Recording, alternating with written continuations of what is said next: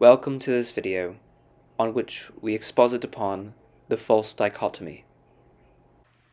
Life is a series of decisions and consequences, crossroads, Frostian ultimatums. We play games to simulate the choices of real life. Think of life the game. Go to college, get a job.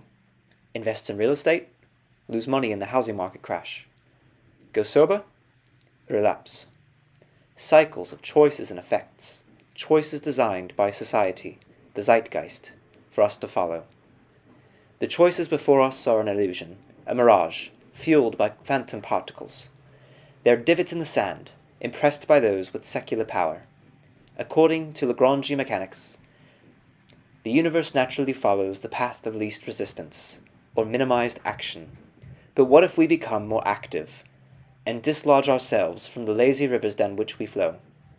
That is what quantum physics teaches us.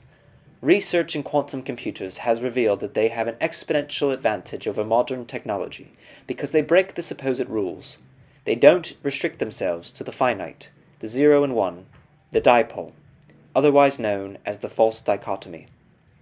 The universe comes with fundamental mechanisms like dimensions, time, causality, physical constants, quantum building blocks. Macroscopic objects are nothing more than zoomed-out collections of quantum particles and vibrating strings. Most things that we call solid are more space than substance. But society has its own mechanisms, like taxes, education, media, expectations. The universe doesn't restrict us from escaping our societal chains, our abysmal sanction, all that is pre-quantum. And that gives us the key to unlocking dimensions beyond what we can see. All quantum objects undergo wave-particle duality, forming an interactive process that leaves all things entangled, or mutually dependent. Each photon-electron coupling represents zero time, because entanglement is instantaneous, and does not follow Einstein's cosmological speed limit. Notice how this supposed rule can be broken by unlocking quantum operations. Dr. Richard Cleve proved quantum entanglement can be transferred between quantum objects called quantum embezzlement. He showed that there are games in this universe between conscious players that can only be won if they cooperate to extract quantum entanglement from the quantum ether. These games are infinite and cannot be played by classical observers. Only players who accept inputs from the quantum ether in the first place can even play the game. Every conscious being has the choice to play by certain rules.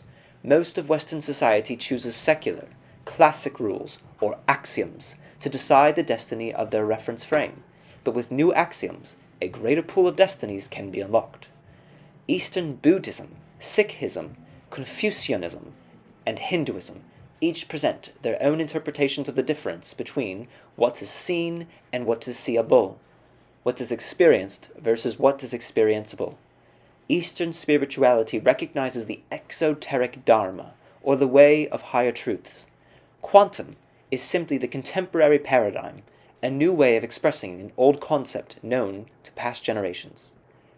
And while there will always be uncertainty at the quantum level of truth versus lie, we can use Boltzmann's constant K as a bridge between the macroscopic and the microscopic realms. As a conscious entity, you have the choice to be what ancient Greeks called ethnos, or inspired, to reevaluate the rules to which you and others subject yourselves. You can play the games with the rules you were given, or you can invent your own. That's the lesson we learned from quantum physics. Thank you all for watching, and please like and subscribe so I may continue to showcase this growing spirituality and cosmological theory. Ta!